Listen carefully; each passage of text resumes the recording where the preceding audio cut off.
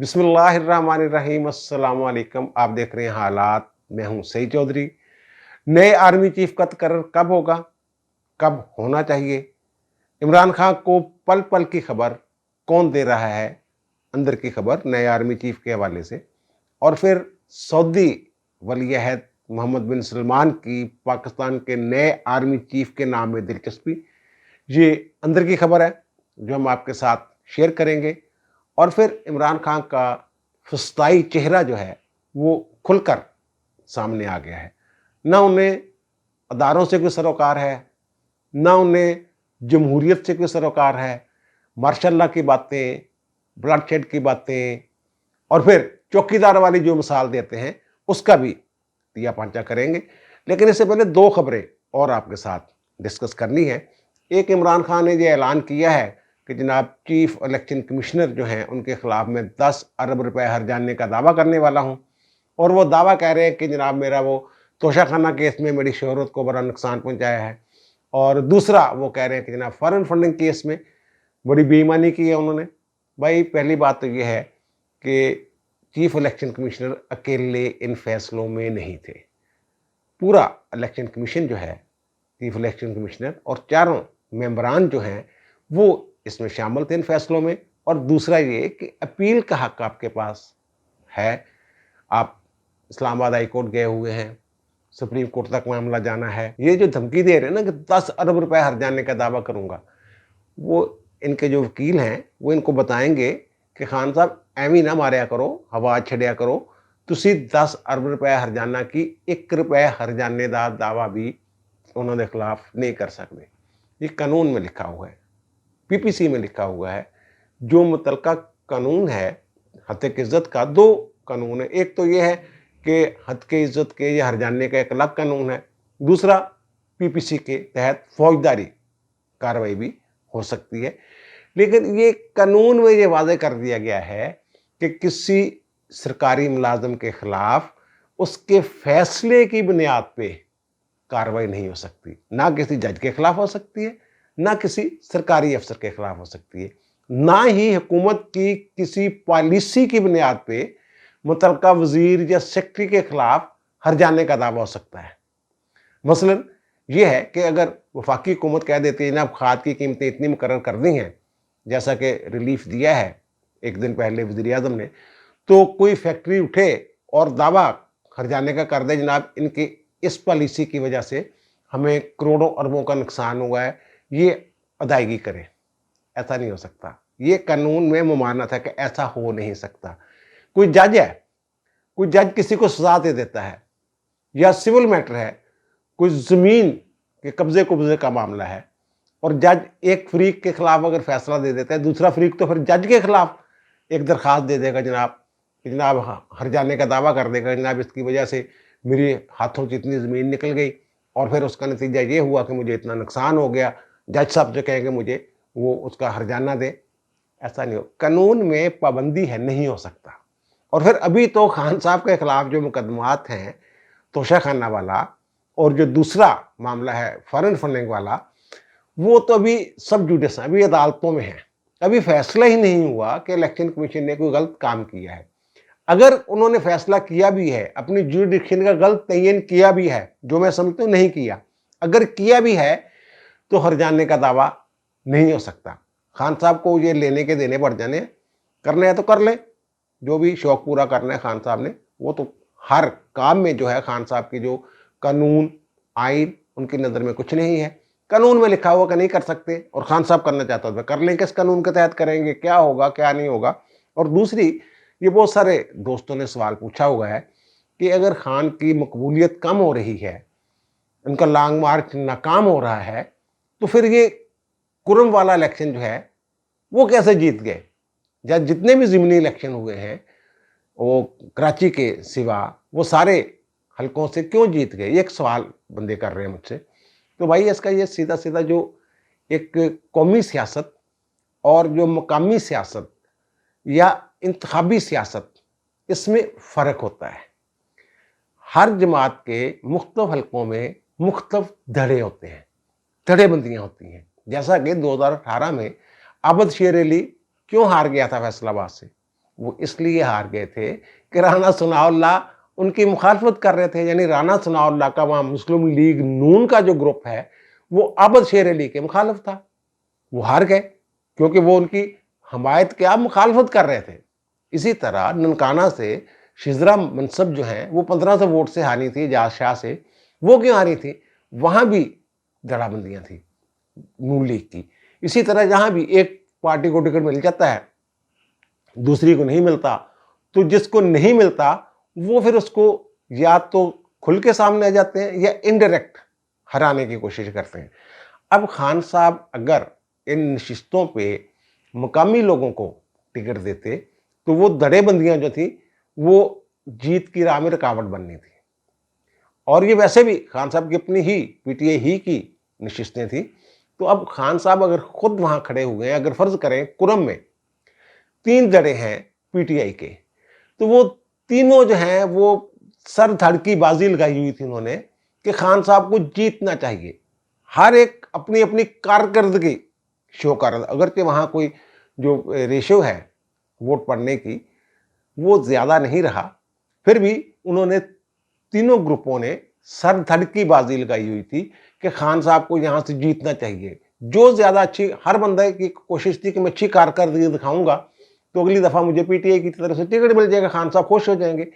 یہ سارا معاملہ ہے. یعنی آپ اس کو جو قومی سیاست ہے اس کو مقامی سیاست کے ساتھ نہیں جوڑ سکتے. اور جو دھڑے بندیاں ہیں خان صاحب کی وجہ سے وہ مقامی جو دھڑے بندیاں ہوتی ہیں وہ ذرا وقتی طور پہ ان پہ مٹی پڑ گئی تھی. یہ سارا معاملہ ہے. اور دوسرا جو مسلم لیگ نون ہے یہ حکومت جو ہے یہ جو عمران خان کے خلاف کل یعنی 2 نومبر کو توہین عدالت کا کیس ہے اس میں کوئی زیادہ دلچسپی نہیں لے رہی، مجھے یہ لگا ہے.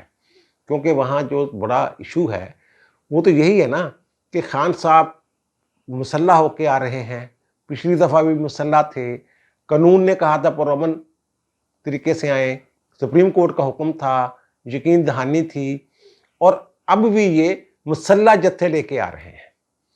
اس کے لیے انہوں نے کہا تھا کہ جناب ہم تحریری طور پہ سپریم کورٹ کو آگاہ کریں گے. مثلا فیصل وافڈا نے جو پریس کانفرنس کی اس میں انہوں نے کہا کہ جناب یہ خونی لانگ مارچ ہے، لاشیں گریں گی، جنازے اٹھیں گے، اور انہوں نے ساری چیزیں کھول کے بیان کی. پھر عمران خان کا اپنا ایک ٹویٹ ہے جس میں انہوں نے یہ کہا ہوا ہے کہ جناب انقلاب تو میں آتے ہوئے دیکھ رہا ہوں، یہ اب پتہ نہیں ووٹ کے ذریعے نرم انقلاب ہوگا یا پھر بلڈ شیڈ ہوگا یا یہ خونی انقلاب ہوگا. یہ خان صاحب نے فرمایا ٹویٹ میں. اور ٹویٹ جو ہے تقریر میں اور بات ہوتی ہے، جو ٹویٹ ہے وہ تو سوچ سمجھ کے کیا جاتا ہے، اور تقریر میں تو بندہ کہہ سکتا ہے جناب جوش خطابت میں میرے منہ سے نکل گیا. اور پھر جو ان کے علی امین گنڈاپور صاحب کی وہ آڈیو لیک ہوئی اور اس کے بعد انہوں نے ٹی وی چینل پہ تسلیم بھی کیا کہ میرے پاس جناب لائسنسی اسلحہ ہے تو وہ میں لے کے آؤں گا، اگر آگے سے ہم وہ تشدد کیا گیا تو ہم وہ مقابلہ کریں گے. اور پھر ان کے جو وزیر تعلیم ہیں ہائر ایجوکیشن کے پی کے، وہ پتہ نہیں کامران منگش کیا نام ہے ان کا ایک ویڈیو ہے کہ جناب ہم جو لائسنسی اسلحہ ہے وہ لے کر آ رہے ہیں.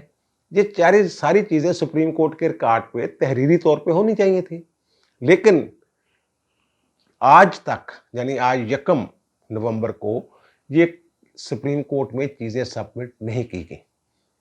یہ ہو سکتا ہے کہ کل زبانی طور پہ ایڈیشنل اٹارنی جنرل صاحب تو یہاں ہے نہیں، وہ تو دبئی گئے ہوئے ہیں علاج کے لیے، پھر انہوں نے شاید لندن جانا ہے. تو جو بھی ایڈیشنل اٹارنی جنرل ہوں گے ان کے پاس، اٹارنی جنرل آفس کے پاس ابھی تک یہ کوئی تحریری شکل میں یہ چیزیں یا دستاویزی شکل میں نہیں آئی ہیں. زبانی ہو سکتا ہے کہیں، اور پھر بھی عمران خان نے ویسے بھی ایک وجہ یہ بھی ہو سکتی ہے کہ عمران خان نے تو جواب ہی داخل نہیں کروایا. انہوں نے کہا یہ 3 نومبر تک مجھے مہلت دے دے تفصیلی جواب کے لیے. اس بات سے وہ مکر گئے ہیں کہ میں نے کوئی یقین دہانی کروائی تھی، وہ کہتے مجھے تو پتہ ہی نہیں. اور بابر اعوان اور فیصل چودھری جو ان کے وکیل تھے وہ بھی یہ کہتے ہیں جناب ہم تو اس میں فریق ہی نہیں تھے، اور اس میں عمران خان کا نام ہی نہیں فیصلے میں، اعلیٰ قیادت کا ذکر ہے کہ اعلیٰ قیادت سے پوچھیں. اور فیصل کہتا ہے میری تو بات ہی نہیں ہوئی تھی کسی سے، میری تو اپنے بھائی سے بات نہیں ہوئی تھی. اور بابر اعوان بھی ایسی باتیں، یعنی ایک جیسا اسٹیریوٹائپ دونوں نے اب ہو سکتا ہے کہ سپریم کورٹ جو ہے اس حوالے سے مزید ان سے وضاحت طلب کرے کہ کیا ہے کیا نہیں تھا، آپ نے کس کو کہا تھا، پھر یقین دہانی کیوں کروائی تھی۔ عدالتی فیصلے میں یقین دہانی کا تو ہے نا، لیکن اعلیٰ قیادت کا ذکر ہے۔ کون تھی اعلیٰ قیادت؟ ہے اسد عمر تھا، شاہ محمود قریشی تھا، عمران خان کو کیوں نہیں پتہ چل سکا؟ یہ ساری چیزیں جو ہیں، لیکن وہ مجھے یہ لگا ہے کہ حکومت صرف سپریم کورٹ پر انحصار نہیں کر رہی، حکومت کا انحصار کچھ اور، یعنی ان کے پلان جو ہے ABCD کی پلان جو ہے وہ ہو سکتے ہیں، جیسا کہ اپنے ایک ویلاگ میں نے کہا تھا کہ جہلم کے بعد خان صاحب کے لیے بہت مشکلات جو ہیں وہ پیدا ہو جائیں گی۔ اور جی ٹی روڈ جو ہے وہ میری بات ہوئی ہے ابھی تھوڑی دیر پہلے دوپہر کو، شام سر شام کسی صاحب سے اسلام آباد، تو وہاں کچھ ایسی بات بھی ہے کہ جی ٹی روڈ جو ہے فوج کے حوالے بھی کیا جا سکتا ہے۔ آئین کے آرٹیکل 149 کے تحت جو فوجی اہمیت کی حامل سڑکیں ہوتی ہیں یا تعمیرات ہوتی ہیں یا تنصیبات ہوتی ہیں، ان کے دفاع کے لیے، تحفظ کے لیے حکومت جو ہے وہ صوبوں کو ڈائریکشن دے سکتی ہے۔ اگر صوبہ نہیں کرتا تو پھر وہ ڈائریکٹ کہہ سکتی ہے فوج کو۔ اب جی ٹی روڈ سے زیادہ جو فوجی اہمیت کی حامل کون سی سڑک ہے؟ ہر 40 کلومیٹر بعد تو فوج بیٹھی ہوئی ہے۔ لاہور سے نکلیں گجرانوالہ میں کینٹ آ گیا، کھاریاں آ گیا، جہلم، اٹک، ہر جگہ تو فوج بیٹھی ہوئی ہے۔ تو اس سے زیادہ جو جی ٹی روڈ ہے، اس سے زیادہ کون سی سڑک ہے؟ لیکن وہاں سے مجھے یہ جواب ملا ہے کہ اس کی ضرورت ہی نہیں ہے، اس کی ضرورت نہیں پڑنی کہ 149 کے تحت جناب ہم یہاں فوج کو تعینات کر دیں، جناب اپنی تنصیبات بھی خود حفاظت کرو، سواری اپنے سامان دی آپ حفاظت کرے۔ وہ کہتے ہیں اس کی ضرورت ہی نہیں۔ وہ خان صاحب کے، وہ کہتے ہیں جناب خان صاحب کو ایکسپوز کر رہے ہیں۔ آپ لوگ دیکھ رہے ہیں کہ مجبور ہو گئے ہیں خان صاحب کہ یہ ایک تو بونگیاں ماریں بہت زیادہ۔ اب خان صاحب نے اتنی بونگیاں مار دی ہیں کہ یہ ان کے جو جمہوریت پسند لوگ ہیں ان کے نزدیک تو خان صاحب کی اہمیت زیرو ہو گئی ہے، اور وہ مذاکرات کے لیے ترلے بھی مار رہے ہیں۔ اللہ کا واسطہ، انہوں نے کہا ہے نا، اللہ کا واسطہ ہے اسٹیبلشمنٹ سے کہتا ہوں کہ حکومت کا ساتھ چھوڑ کے ہمارے ساتھ آ جائیں۔ کبھی مذاکرات کے لیے پرویز الہی کی ایک واٹس ایپ پہ لاہور بھاگے آتے ہیں، بعد میں کہتے ہیں جناب وہ جنریٹر خراب ہو گئے، جنریٹر تو 10 منٹ بعد آ گیا تھا، یہ بھی نہیں پتا آپ لوگوں کو۔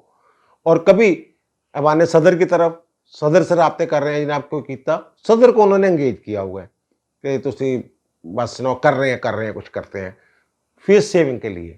اور نواز شریف کہہ رہے ہیں کہ جناب میں نے کہہ دیا ہے فیس سیونگ کے لیے اس بندے کو کچھ نہیں دینا، مذاکرات کچھ نہیں کرنے۔ مریم کہہ رہی ہیں کہ جناب یہ سیاسی دہشت گرد ہے، اور وہ ثابت کر رہا ہے کہ میں سیاسی دہشت گرد ہوں۔ اور مذاکرات والی بات وہ بھی کر رہی ہیں کہ کوئی مذاکرات نہیں اس کے ساتھ۔ اور مذاکرات جو جنہوں نے کرنے ہیں، جن کو کہہ رہے ہیں کہ جناب انہوں نے کرنے، وہ جب ایوان صدر سے یا وزیر اعلیٰ پنجاب سے ہلکی پھلکی کوئی مل جاتی ہے ان کو لائن، تو خان صاحب اپنا موقع بدل لیتے ہیں، ورنہ پھر یہ چڑھائی کر دیتے ہیں۔ ان کا مقصد الیکشن نہیں ہے، ان کا مقصد آرمی چیف کا تقرر ہے۔ اور اب خان صاحب جو کہتے ہیں، جو گجرانوالہ میں انہوں نے فرمایا، ایک تو یہی کہ بیرونی سازش کے بغیر بیرونی سازش میر جعفر اور میر صادق کے بغیر جو ہے وہ کامیاب نہیں ہو سکتی۔ میں ان کو پیغام دیتا ہوں کہ چوروں کو، جنہوں نے چوروں کو ٹولے کے اوپر ہمارے مسلط کر دیا ہے، پھر میر جعفر میر صادق۔ اچھا، اور یہ تو جو کسی بھی جمہوری معاشرے میں چیز پسند کی ہی نہیں جا سکتی کہ مارشاء اللہ لگتا ہے تو لگ جائے، مجھے کیا، پہلے بھی تو مارشاء اللہ ہی ہے، آپ کے دور میں مارشاء اللہ نہیں تھا۔ اور پھر جو گجرانوالے انہوں نے بات کی چوکیدار والی، وہ یہ مختلف اپنے جلسوں میں یہ بات فرما چکے ہیں کہ جناب گھر میں ڈاکو آ جائیں اور چوکیدار کہے میں نیوٹرل ہوں، یہ کہہ رہے ہیں نا بھائی، آپ گھر کے مالک تھوڑا تھے، آپ تو گھس بیٹھیے تھے۔ اور چوکیدار کی مدد سے ساری دنیا کو پتا ہے 2018 کا الیکشن کیا ہوا تھا یار۔ وزیر اعظم نے جب ملاقات کی ہے سوشل میڈیا کے صحافیوں سے، تو انہوں نے یہ بات کی کہ باجوہ صاحب یہ کہتے ہیں کہ میں کہتا تھا کہ ملک کی بہتری کے لیے ایک آئینی حکومت ہے، اس کی مدد جتنی کی جا سکے کر دیں، لیکن ساتھ ہی وزیر اعظم نے یہ بھی کہا کہ سب کو پتا ہے کہ یہ کتنی کا آئینی حکومت تھی، کن کے کندھوں پہ بیٹھ کے آئی تھی، یہ بھی انہوں نے کہا۔ تو بھائی جی، آپ تو ٹریس پاسر تھے، آپ اس گھر पे कब्जा ग्रुप थे, आप घुस बैठिए थे, आप वहां आपने जबरन चौकीदार की मदद से वहां कब्जा किया हुआ था। अब चौकीदार को अदालत का हुक्म आ गया, जो मैं वैसे बात कर रहा हूं, अदालत का हुक्म भी जैसे आया था वो सबको पता है। वो उन्होंने कहा कि जनाब ये जो हैं 2 नंबर लोग अंदर बैठे हुए हैं कब्जा ग्रुप, इनको निकालें। और फिर उन्होंने निकाल दिया और असल लोग जो हैं जमहूरी तरीके से जो आईनी तौर पे आपको शिकस्त दे के आए वो आ गए। आप उसको ये ना कहें कि जनाब वो चौकीदार ने घर वालों की मदद की है, कब्जा ग्रुपों को वहां से भगाया है चौकीदार ने, और चौकीदार ने घुसपैठिए को वहां से निकाला है, ट्रेसपासर को वहां से निकाला है। और आप ट्रेसपासर बन के या घुसपैठिए बन के या कब्जा ग्रुप बन के ये तवक्को करें कि जनाब चौकीदार जो है, पहले साजिश कर ली चौकीदार ने, ठीक है, आपके साथ मिलकर आपको अंदर दाखिल कर दिया, लेकिन ये किसी वक्त भी ज़मीर जाग सकता है, किसी वक्त भी आइन और कानून की बालादस्ती की सोच आ चल सकती है कभी भी। और जो साथी होते हैं वो कहते हैं जनाब ये तो बहुत आपने गलत काम कर दिए चौकीदार साहब, आपने किस बंदे को, मालिक को निकाल के आपने ये कब्जा ग्रुप को, एक जराइम पेशा आदमी को अंदर आपने वो कब्जा दिलवा दिया। ये खान साहब स्टोरी है। ज़ाहिर है किसी ना किसी वक्त तो कानून ने हरकत में आना होता है। किसी को शक है कि 2018 के इलेक्शन में आपको किस अंदाज में इस जगह पे कब्जा करवाएगा। और गुजरात में एक और बात जो की ना खान साहब ने, कहते कहते फिर वो रुक गए। उन्होंने कहा कि अगर जनाब घर में चोर आ जाए, डाकू आ जाए, लूट मार हो रही हो और चौकीदार ना रोके उनको, तो फिर आप क्या करेंगे। लोग चुप रहे। फिर पूछा आप क्या करेंगे, तो फिर वो ये कहते कहते मुझे ये लगा वो कहेंगे कि आप चौकीदार को निकाल देंगे। खान साहब ने कोशिश की थी कि चौकीदार को निकाल दूं, लेकिन वो नहीं निकाल सके। तो फिर उन्होंने फिर उसको बात बदल दी कि आप तनख्वाह देते हैं चौकीदार को। चौकीदार ने तो पल्ले तनख्वाह देंगे। चौकीदार था भाई आइन और कानून का पाबंदा, रियासत का मुलाजम, थोड़ा जाती मुलाजम थोड़ा सी, जिन्नी मुलाजमत कर ली उन्होंने 3 साल 7 महीने 8 महीने, वो काफ़ी सी। उस तो अगे फिर की रह गया सी। बहरहाल वो बहुत सारी स्टोरियां बाहर आ रही हैं, जिस तरह खान साहब उनको इस्तेमाल करते थे इस्टेब्लिशमेंट को, कैसे उनके वो पाँव जो है वो उनको वो बूट पॉलिश करते थे, आप जो भी उसको नाम दे लें। अच्छा, अब आते हैं जनाब नए आर्मी चीफ के हवाले से। बहुत सारी खबरें मार्केट में हैं। अब खान साहब को पल पल की खबर है कि जनाब अभी समरी तैयार हो रही है, अभी नहीं गई, अगर जाएगी तो देखेंगे कि उसमें फैज़ हमीद का नाम है या नहीं है, या सिर्फ 3 नाम भेजे जा रहे हैं। इस तरह की खबरें खान साहब के पास हैं। और खबरें साहब ये इनका लावा जो है ये फटेगा। आप देखिएगा कि जब समरी जाएगी ना, तो हुकूमत से पहले खान साहब वावेला करेंगे कि जनाब ये हो गया वो हो गया। अब एक साहब मुझे बता रहे थे कि शायद 7 तारीख के राउंड अबाउट नोटिफिकेशन हो जाए, लेकिन ये अगर 7-8 तारीख के राउंड अबाउट नोटिफिकेशन होता है और खान साहब सड़क पे होते हैं, तो ये बहुत बड़ा एक कह लें आप मुस्तकबिल के लिए एक मुतनाज़ा किस्म की अपॉइंटमेंट बन जाएगी। इसके असरात जो हैं, अगर फ़र्ज़ करें ये इस्लामाबाद में बैठे हुए हैं, उधर से नोटिफिकेशन आ जाता है कि जनाब जनरल फ़लाँ जो जनरल हैं उनको आर्मी चीफ लगा दिया गया है, और दूसरे जनरल साहब जो हैं उनको chief of joints committee, staff committee जो भी होती है वो लगा दिया गया है।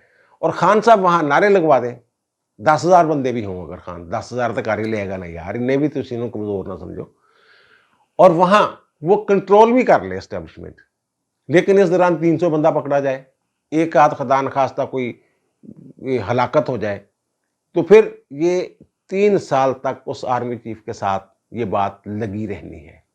इसलिए ये सोचा जा रहा है कि पहले खान साहब का लॉन्ग मार्च बंद करवाएं, खान साहब को नथ डालें, जैसे भी डालनी है, जिसने भी डालनी है, कैसे डालनी है, और फिर उसके बाद जो है ये नोटिफिकेशन जारी हो।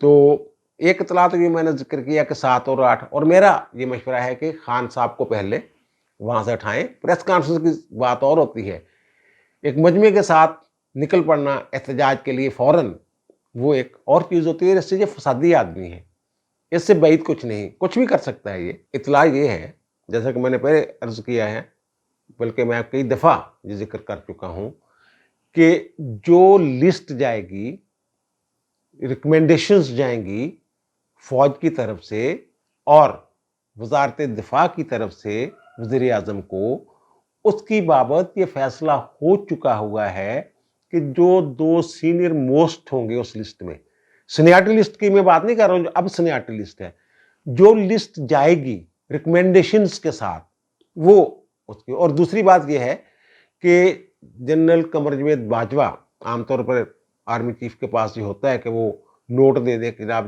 دی بیسٹ یہ ہے، یہ بھی ٹھیک ہے، یہ بھی ٹھیک ہے. شاید وہ ایسا کوئی نوٹ نہیں دینے والے، لیکن کان میں مشورہ دیں گے کہ یہ بندہ ٹھیک ہے، یہ نہیں ٹھیک، کیونکہ بہت زیادہ انحصار کر رہے ہیں شہباز شریف صاحب جنرل قمر جاوید باجوہ پہ، اور ان پہ اعتبار بھی کر رہے ہیں. اور یہ میں کیسے کہہ رہا ہوں کہ یہ فیصلہ ہو چکا ہوا ہے؟ یہ میں کہہ رہا ہوں جب سعودی عرب کے دورے پہ گئے اس وقت تک معاملات، میرے خیال شہباز شریف ابھی نہیں گیا یار، تھوڑے دن پہلے ہو کے آئے ہیں، تو اس وقت تک معاملات طے پا چکے ہوئے تھے کہ وہی جو سینئر موسٹ والی بات جو بھی ہے. اور عاصم منیر صاحب کی بات میں پہلے بھی کر چکا ہوں کہ عاصم منیر صاحب سینئر موسٹ ہیں، لیکن وہ جو 2 دن کا گیپ ہے نا بیچ میں آ رہا، وہ 2 دن پہلے ریٹائر ہو رہے ہیں نئے آرمی چیف کے عہدہ، اس وقت جب عہدہ سنبھالنا ہوتا ہے نا بندے نے، اس وقت اس کو 3 اسٹار جنرل ہونا چاہیے. اور 2 دن وہ اگر نکالنے کے لیے کچھ کرتے ہیں کہ ان کو جناب کوئی کسی اور جگہ پہ اپوائنٹ کر دیا جائے، ان کی پہلے پروموشن کر دی جائے، تو پھر یہ لگے گا جناب یہ جان بوجھ کے کیا گیا ہے. ایسا حکومت چاہتی نہیں، متنازع آرمی چیف نہیں لانا چاہتی حکومت. اگر متنازع کی بات ہے، جب ان کی باری تھی جنرل قمر جاوید باجوہ کی، اس وقت ان کو تو سوٹ کرتے تھے جوید رمدے صاحب جو لیفٹیننٹ جنرل تھے، اور وہ سینئر بھی تھے جنرل باجوہ سے، لیکن انہوں نے جو اسٹیبلشمنٹ کی بات مانی، اس کو اہمیت دی کہ جناب نہیں یہ ٹھیک ہے، باجوہ صاحب آ رہے ہیں تو ٹھیک ہے، اوکے. اب اگر 3 نام جاتے ہیں، فیاض حمید کا نہیں جاتا، تو یہ خان صاحب کو اطلاع کون دے رہا ہے، کون بتا رہا ہے؟ ابھی یہ کنفرم نہیں ہے کہ فیاض حمید صاحب کا نام ہے یا نہیں. اگر ہے تو پھر اس کے ساتھ کیا نوٹ ہے؟ متنازع کا نوٹ ہے، کوئی ان کی اور حرکتوں کا نوٹ ہے. لیکن یہ لائن جو ہے یہ اندر ہی سے کہیں سے آ رہی ہے، ملتان سے آگے سے آ رہی ہوگی، بہاولپور سے آ رہی ہوگی، کہاں سے آ رہی ہے؟ خان صاحب کے پاس یہ جو میں بتا رہا ہوں کہ ابھی سمری آج تک نہیں گئی، یہ خان صاحب کی اطلاع ہے، ان کے ذرائع سے میں آپ کو بتا رہا ہوں کہ ان کو پل پل کی خبر ہے، اور کون سے نام زیر غور ہیں، کون سے نام جائیں گے، کیا ہوگا. زبانی کلامی تو چیزیں طے ہو جاتی ہیں، لیکن تحریری طور پہ بھی تو جانا ہوتا ہے نا. تو خان صاحب دیکھیے گا آپ کیسے چیخیں ماریں گے. اب اس میں سینئر موسٹ جب ہوں گے وہ تو سار شمشاد مرزا صاحب ہیں، اور وہ بڑے فٹ ہیں، chairman joint chief of staff committee کے لیے. اس کے بعد اظہر عباس صاحب ہیں، وہ چیف آف جنرل سٹاف ہیں. چیف آف جنرل سٹاف کے بارے میں یہ کہا جاتا ہے کہ وہ آرمی چیف کے بعد سب سے مؤثر عہدہ ہوتا ہے، یعنی آرمی چیف کا نائب ہوتا ہے ایک طرح سے.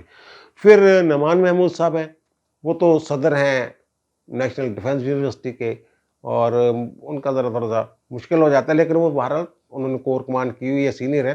اور اب آتے ہیں جناب سعودی عرب میں کیا ہوا. میری اطلاع کے مطابق جو کراؤن پرنس ہیں محمد بن سلمان، انہوں نے دلچسپی کا اظہار کیا کہ نئے آرمی چیف کون ہوں گے. میں تھوڑی سی سفارتی زبان میں یہ بات کر رہا ہوں، 2 ٹوکنی سیدھی میں کرنے چاہتے. انہوں نے کہا جی ہاں جی شہبازیہ کون ہے پھر تیرا نام آرمی چیف، کہ سپاہ سالار بننا، ایسے نہیں. انہوں نے دلچسپی کا اظہار کیا کہ جناب آپ کے نئے آرمی چیف کون ہوں گے. اور پھر یہ نہیں ہو سکتا کہ پرنس جو ہیں کراؤن پرنس وہ پوچھیں اور شہباز شریف صاحب جو ہیں انہیں آگاہ نہ کریں. تو پھر یہاں تک کی بات جو ہے یہ سورس بتا رہا ہے کہ یہاں تک بات سنی ہوئے گی نا، کان چونے کوئی پیگی ہونی ہے نا. پھر اس کے بعد وہ علیحدگی میں کوئی بات ہوئی ہوگی، وہاں ان کو بتا دیا ہوگا کہ جناب فلاں آ رہے ہیں، جناب فلاں بندہ ہے، اچھا ہے برا ہے، یا ابھی ہم سوچ رہے ہیں، یا ابھی سمری آ رہی ہے، آرمی چیف فلاں کو کہہ رہا ہے، فلاں کو کہہ رہا ہے، جو بھی بات کی ہوگی.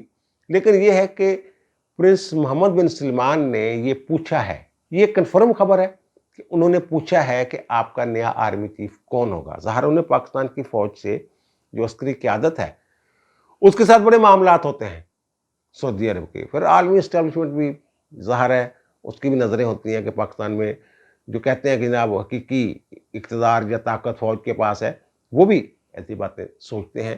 तो यहाँ तक बात का मुझे पता है कि ये उन्होंने पूछा है। उसके बाद इन्होंने क्या जवाब दिया, जो मेरा सोर्स है, मेरा ख्याल है उसको थोड़ी सी है सुनगिन, उसने कोई कान शान लगा के या किसी भी तरीके से उन्होंने ये बात उनके इल्म में है कि क्या जवाब दिया। लेकिन वो ज़ाहिर है फिर उनके और बहुत सारे मामला होते हैं और फिर सऊदी अरब में बैठा हुआ बंदा पाकिस्तान में किसी को व्हाट्सएप पे कॉल पे, तो क्या वो कितना को बता सकता है, ये मुझे पता चला है। बाकी वो मैंने आपको आपके सामने रख दिया कि कौन हो सकता है आर्मी चीफ और कौन हो सकता है कि चेयरमैन जो जॉइंट कमेटी है वो। अब दीजिए मुझे इजाज़त, इंशाल्लाह दोबारा मुलाकात होती है नए व्लॉग के साथ। अल्लाह ताला आप पर, मुझ पर, हम सब पर मेहरबान रहे। अल्लाह हाफ़िज़।